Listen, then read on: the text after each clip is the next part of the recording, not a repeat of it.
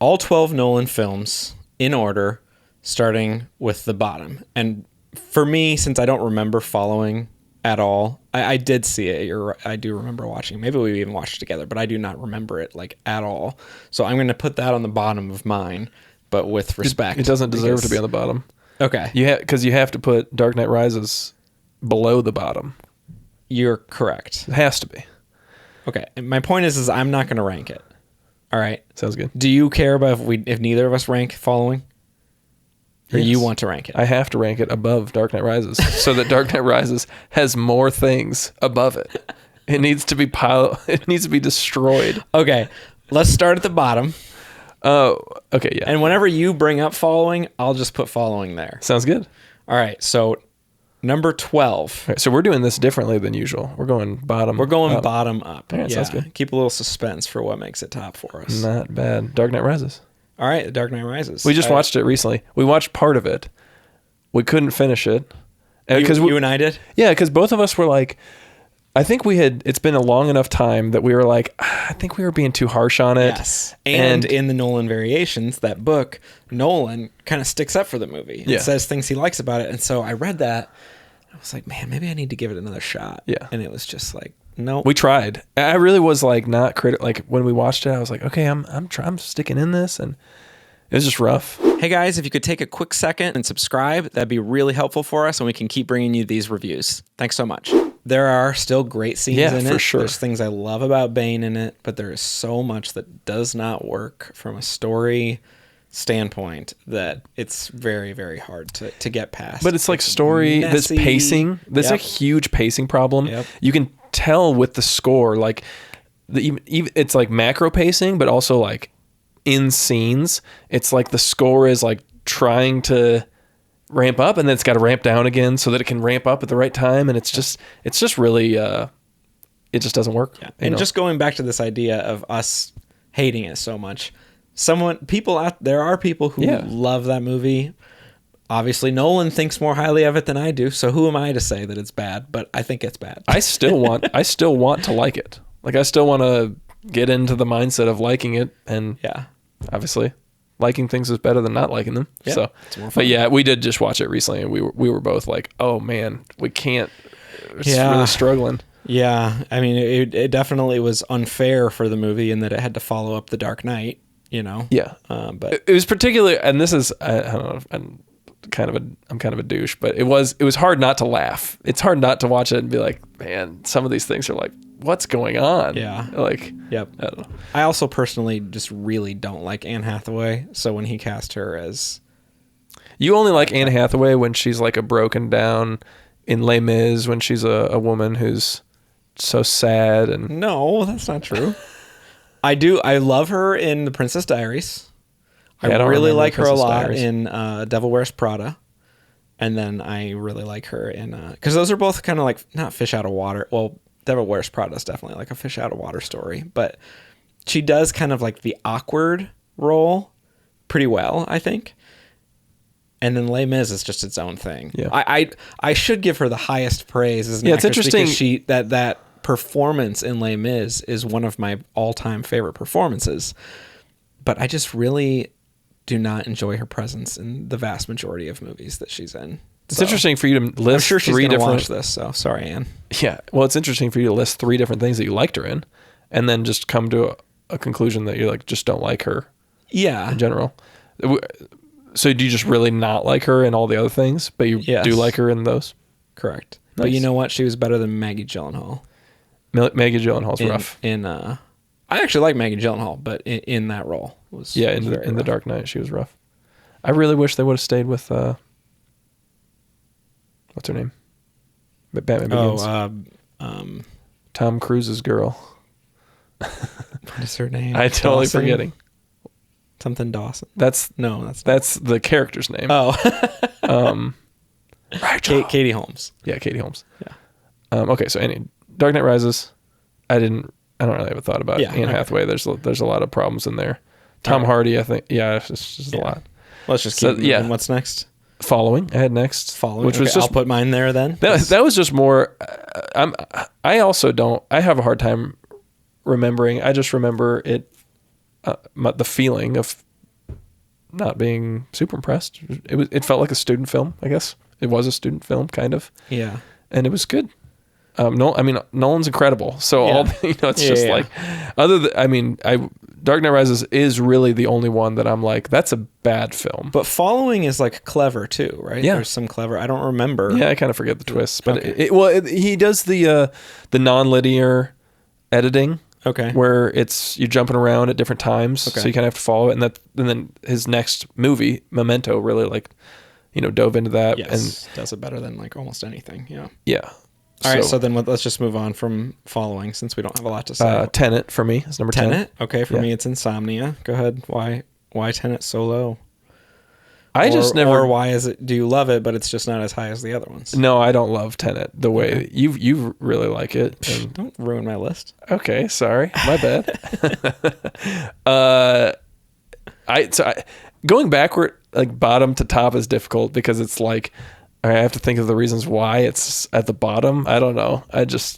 So then I have to think of the reasons it didn't work for me instead of the reasons I do like it. So we'll just probably talk about it more when we get to your thing. Okay. Yeah. For me, Insomnia, it's really not coming out of me disliking the movie. It just is on the lower tier. He didn't write it, and it doesn't have that same Nolan the story doesn't have that same Nolan quality. I think what he did with the screenplay and the way that it makes you feel more and more tired as you watch it with Al Pacino is really special. I think that Robin Williams is a great he's so good antagonist in it. So it's a great film, but it's definitely one that I don't really ever care to see again. Whereas I'd like to see Insomnia. I like Insomnia. Okay. Yeah. Well, personally, I don't really care to see it again.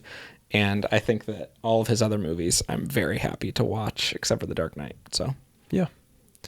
All right. So you mean except for Dark Knight Rises? Except for Dark Knight Rises, yeah. Okay, so that was number 10. So let's go 9. That's Dunkirk for me. Me too. Yeah. And again, that's one of those where both of us are we want to watch it and like it more. Yeah, for me, it's, again, we're talking about, Nolan's one of my favorite directors, and he's only done 12 films. So to say it's lower on the list, it's like, okay, well, it's higher than most movies. Yeah. I was really impressed by Dunkirk. I have seen it more than once, and you have not. No. And I definitely liked it more upon following subsequent viewings. Yeah. So, but what you particularly were not that impressed with it. What were some of the things that fell short on your first viewing? Yeah, I don't really. It's hard to speak to it because I'm just like I really just need to see it again. I think I don't know. It's kind of I can't. Okay, I really there's nothing that I can critique it and be like, oh, this is the reason why it just didn't click for me the way it clicked for so many people. Yeah, for me, it just as I'm listing things in terms of what I like, it's like there's not a strong narrative to the film. It's unveiling an event that is very important for the British people and was important to the war, and he displayed it in an interesting and artistic way that involved some really creative and impressively practical filmmaking. Yeah. And had some really great sound design and the music, moving you along, and the ticking clock, and the way that he put together 3 different speeds of time. Because on the shores, I believe it was 1 day. In the air, it was on the shores, it was 1 day. I forget what it was. It was like either 1 week or like 1 day, 1 hour, 10 minutes or something. I forget what it was. Like there was sea, air, and land. And so it's just impressive. It really is impressive. It's just that it's almost like not a movie. Yeah. It's its own type of thing. Almost like how we talked about Tree of Life. Yeah. It's not the same kind of thing, but it's like, it's hard to judge against other beginning, middle, and end following a character through a story. Man, it would be really fun to do, kind of similar to what we started to do in your whole paper on Coen brothers, what's Coen-esque, and not just thinking about directors of like what's their traits, but I think we were just talking about Spielberg because of Disclosure Day, and when you look at their filmographies, a lot of times you can kind of batch their movies, like, oh yeah, there's this kind of movie. So Spielberg was like, oh, they got your Alien movie, then you kind of got your monster-ish movie, then you got your World War II movies, Anyway, it would just be fun to do that for different directors. For Nolan, I'm thinking, as we're talking about Tenet, that Tenet and Oppenheimer are kind of like these like straightforward historical pieces. Tenet? You mean Dunkirk? I'm sorry. Dunkirk. Okay. Yes. Yeah. Yeah. Tenet's historical. No, but then, but then there's the ones that are highly non-linear editing, Memento and Following, and then Tenet really like plays up on that trope so much. I don't know. It would be a conversation. It'd be fun to have. I don't want to. Yeah. I haven't thought about it too much, but yeah. All right. Number 8 for me. 8 is Insomnia. Okay. I don't really have anything more to add, other than, it's Al Pacino and Robin Williams on screen are just incredible. Yeah, 2 of the greats. Yeah, and I thought there was one other person that's. Who else is in Insomnia? There's another. I can't remember. I saw it 13 years ago, probably. I'm gonna 14 maybe. I'm gonna pull it up, but yeah, I like the feeling of. So it's a good movie. Well, this is so my number 8. We're gonna really diverge here. Is Tenet, and I say we're gonna diverge, even though you listed only like 2 or 3 ago. But I know that for you, it's like low. To me, when we get to Tenet, I'm just like, these are all like masterpieces. They've like, taken a big jump. Yeah. By the way, Hilary Swank is in. Okay. Yes. Insomnia. Yep. Mm-hmm. Yeah. Yeah. So Tenet, to me, I saw it 3 times in theaters. Me and Nolan movies, I go see them a bunch of times. Yeah, seriously.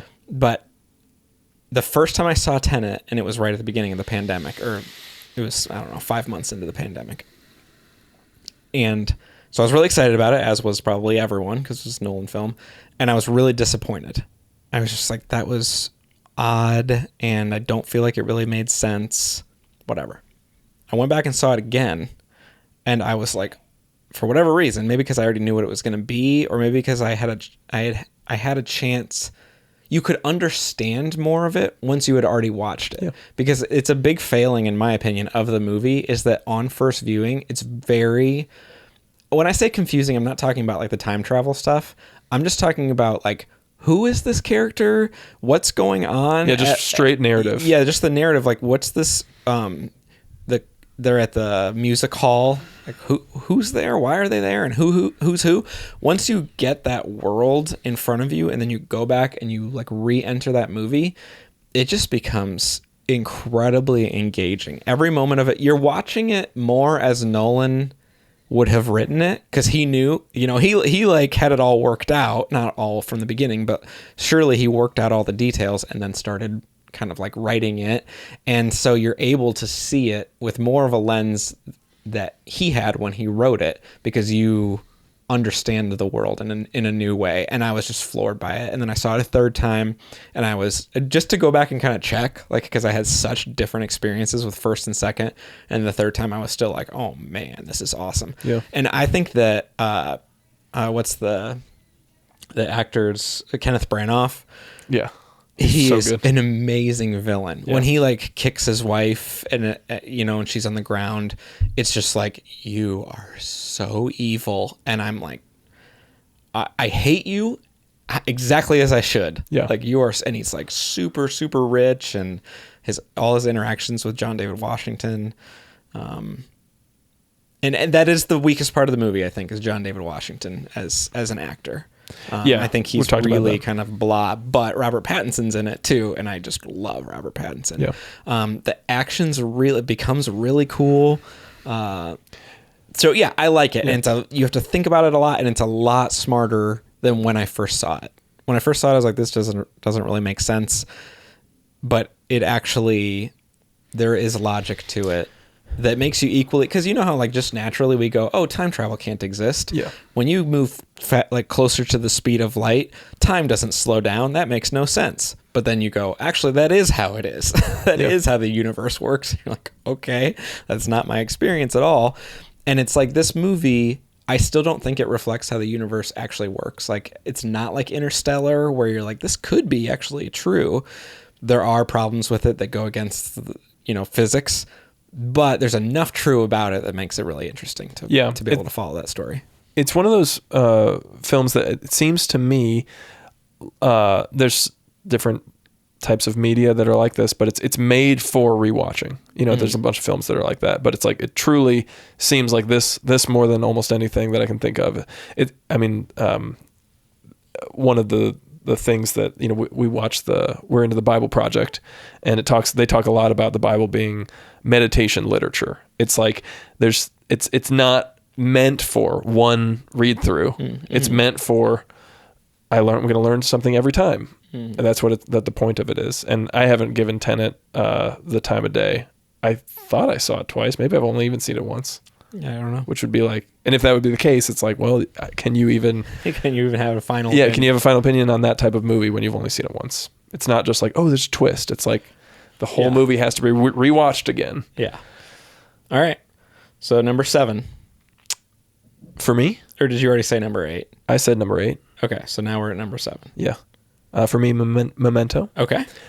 I don't know. Again, a lot of these are this like, oh, fantastic, incredible movie. It's in that tier. I do agree there is a tier above. I mean, I put... you would have Tenet below that tier. I would have Tenet above that tier. Yeah. Where does the jump happen for you?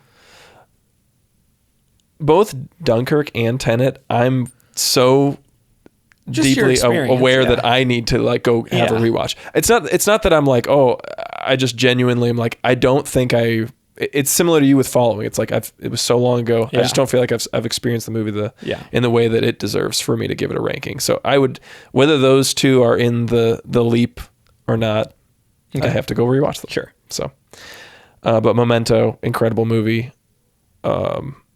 It is interesting that that's like essentially his first film. You know, The Following is on like 16 millimeter. It seems like it's not. It does not seem like a freshman go at filmmaking with Guy Pearce, Carrie-Anne Moss, and then who's the guy in Matrix? He plays Cypher. Yeah, I forget his name. They're incredible, and they're clearly incredibly directed to have a narrative that's plays out in a non-linear way. It's a mystery. Works so well. It's unbelievable. I mean, it's one of the more impressive movies, I think, of all time. It's just the way that it carries you through, and then it's so smart. Yeah, it really is. Yeah. All right. For me, it's Oppenheimer.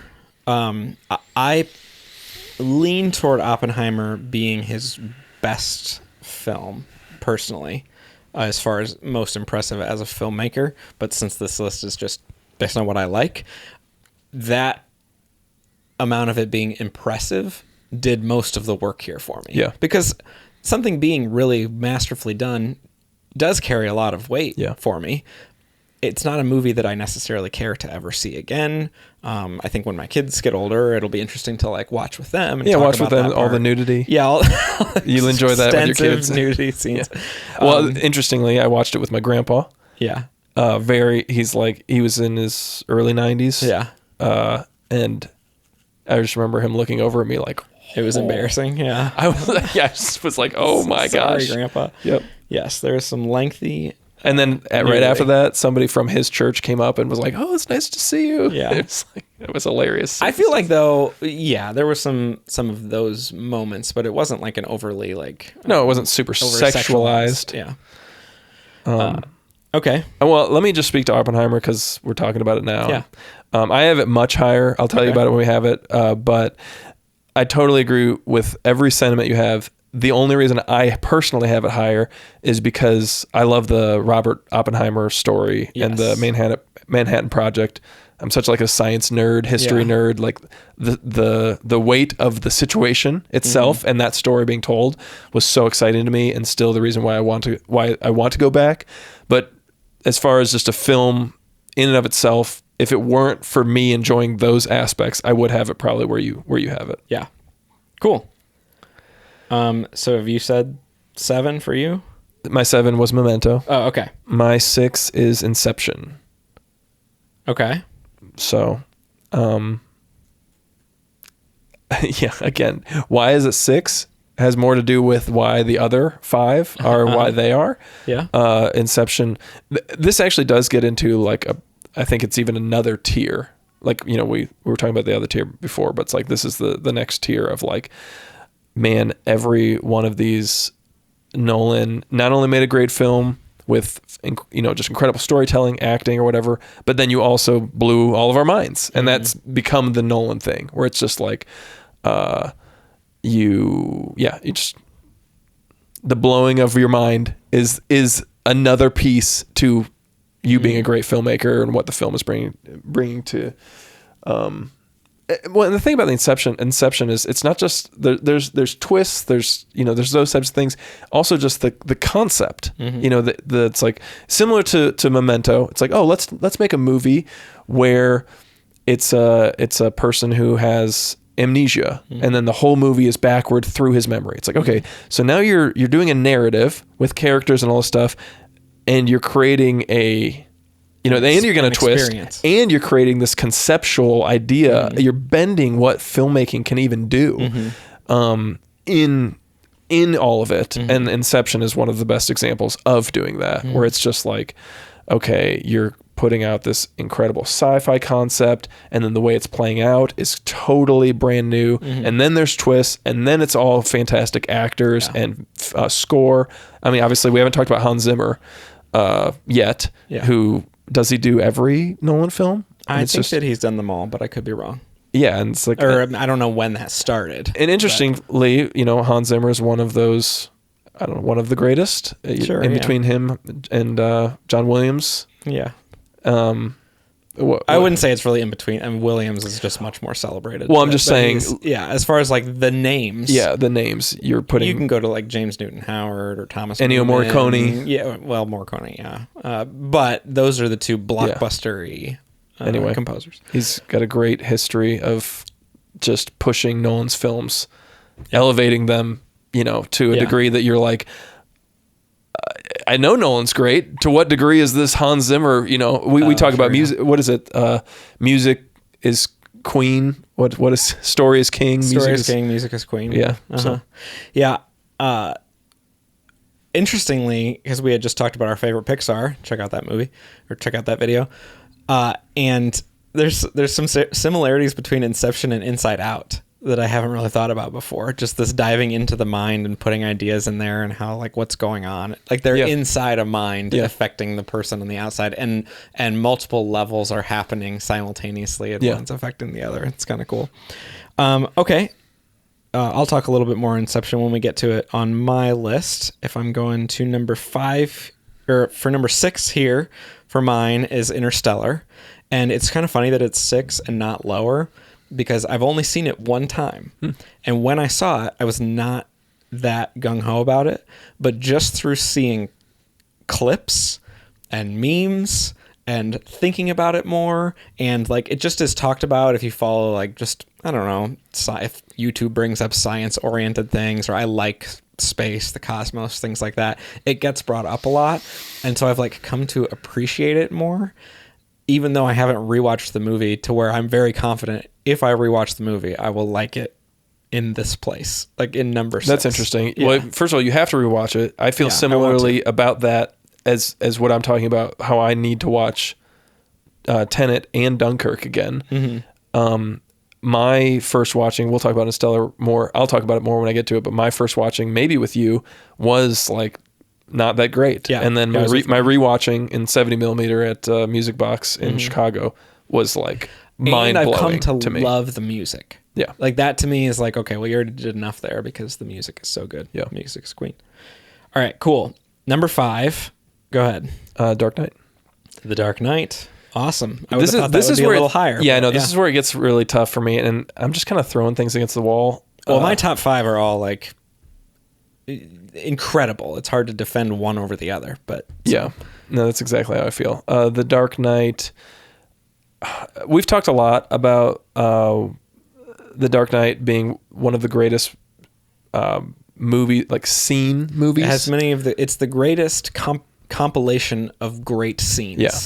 In any movie. Yeah, and I think Dark Knight would probably be the contender maybe for everyone's favorite movie. If you ask anyone, what's your favorite Nolan movie? I think it's like Dark Knight's way up there on IMDb, right? Yeah, it's in the top 10. Yeah. And it's way up there on Flickchart, which I told you about last time. I think it might be in the number 2 after The Godfather or something.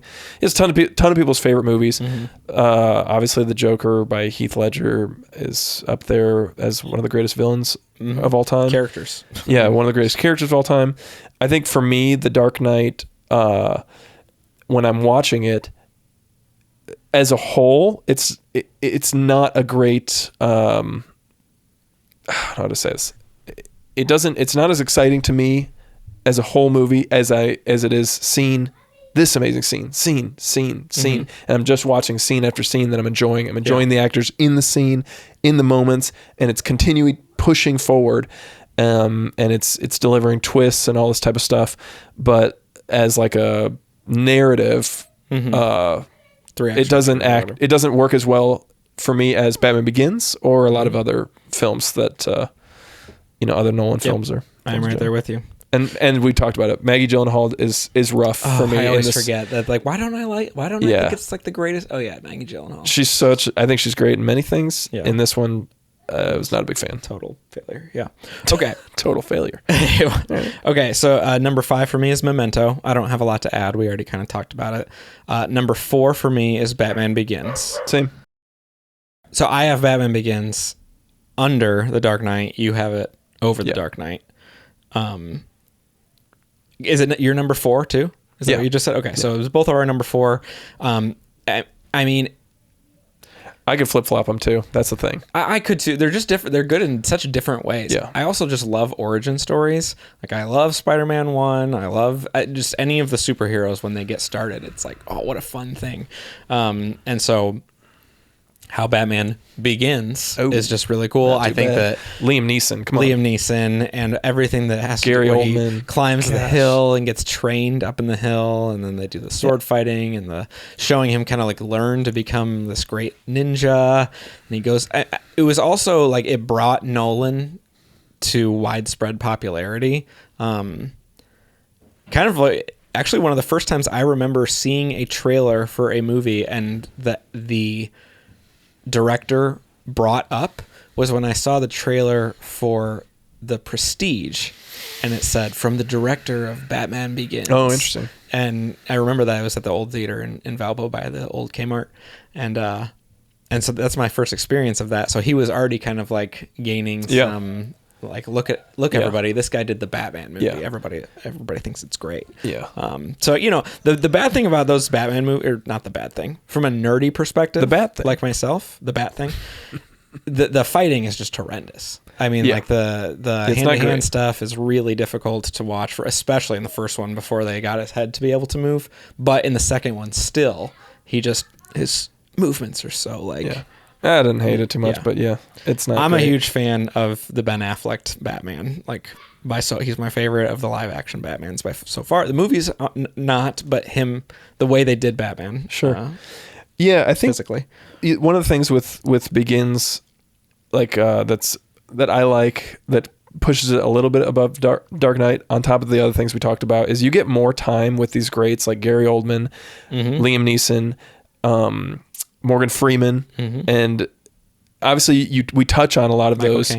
Michael Caine, my gosh, we touch on a lot of those things in The Dark Knight, but we're trading those for Heath Ledger, the Joker, which is great. But I'm just saying, it's like, I was getting so much out of all those characters and those interactions building, and it's just also Scarecrow is a great villain in the first one. Cillian Murphy, he's really really good in it. Fantastic. Okay. So that was number 4. So what's your number 3? Number 3 is Oppenheimer. Okay. We already touched on it. The reasons I really agreed with you on everything, and then just the content is what gets it there for me. Okay. Number 3 for me is The Dark Knight. So we already talked about it. All right. Number 2 for me is The Prestige. Number 2 for me is The Prestige. Nice. Could have been number 1. Yeah, it's interesting. Could have been. It could have been number 1 for me. Yeah. Sure. I mean, man. Yeah. We talked about this when we chatted about our top 10 movies. Yeah, because it was in mine. Yeah, because it was in yours. And it was interesting to hear everything. Everything you kind of said makes me want to rewatch. I probably haven't seen it in several years. He did this the 1 year after Batman Begins, which is interesting. I don't know, man. Unbelievable. Yeah. I love Hugh Jackman. Incredible movie. I love Christian Bale. I mean, Michael Caine's in that one too. David Bowie. It's David Bowie. It's just it's one of the few movies where I'm like, the twist is part of what makes it great, but it really does. The twist is essential to the whole structure of the movie. You're constantly wondering, how does he do this trick? Yeah. The whole movie, how does he do the trick? Yeah. You also have Scarlett Johansson killing it, and then Christian Bale in a way that you don't really get to experience Christian Bale in the Batman series. And I mean, obviously he's in it, he's fine, but I think Christian Bale at his best wasn't quite there for Batman. He also is British, so he's getting to just like... Yeah, and he's playing basically, spoiler alert, big time, but, two different people in a certain sense. Spoiler alert.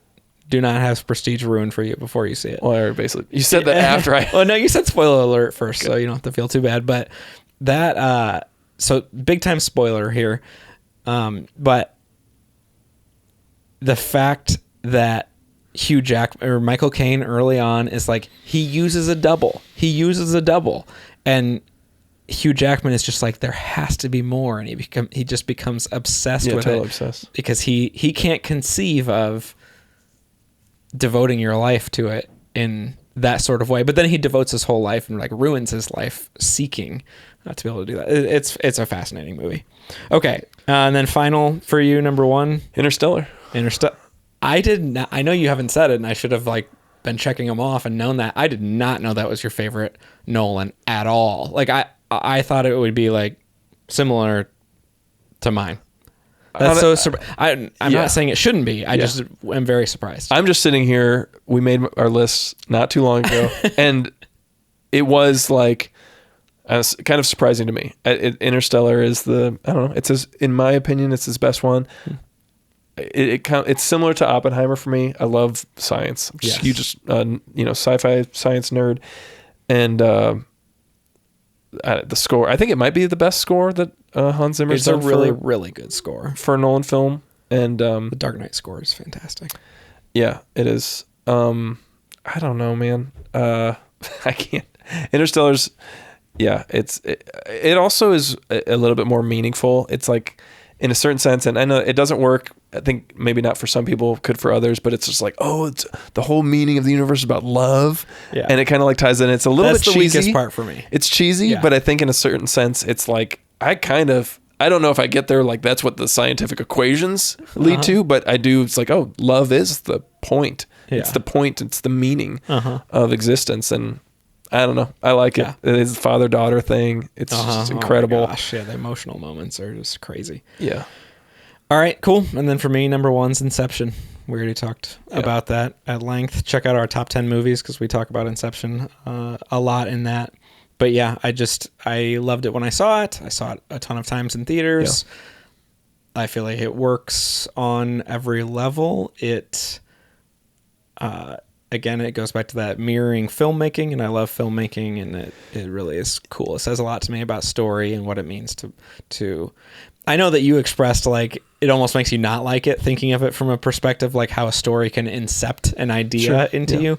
But what I think is cool is not being like, I could incept an idea, is just that story does objectively have the power to be able to do that. And so what kind of stories do I fill my mind with, and how can I, as the dreamer, be ready to receive stories in such a way that allows me to not just leave my inner box, like in the movie, like open for any ideas to get in and stay in there. And how can I interact with those in such a way that allows me to have some say in what sticks and what doesn't stick. Yeah, I need to watch Inception again with a lot of the things that you're talking about now, and you mentioned all of those perspectives about filmmaking, about story. They're just not really what I think about when I watch Inception. I watch Inception is an incredible movie about many things, but seeing that allegory or metaphor laid on top of the whole story would add to my experience. So that's another one I want to. I believe it's pretty.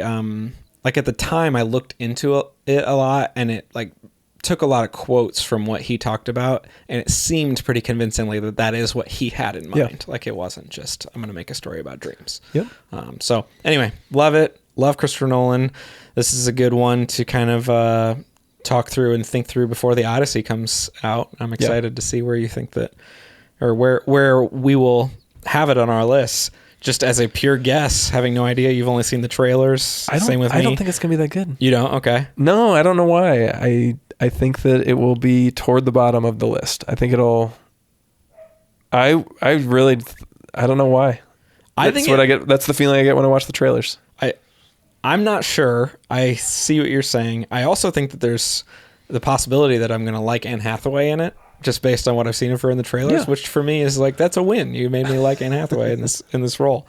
So no, I'm excited about it too, because as embarrassing this is, I'm not super familiar with the Odyssey story. I mean, I learned about it in school, but I haven't thought about it in a long time. So I'm excited to just go in not being familiar, with it. So, all right, cool. Yeah. That's it. Let's go. Hey guys, if you could take a quick second and subscribe, that'd be really helpful for us, and we can keep bringing you these reviews. Thanks so much.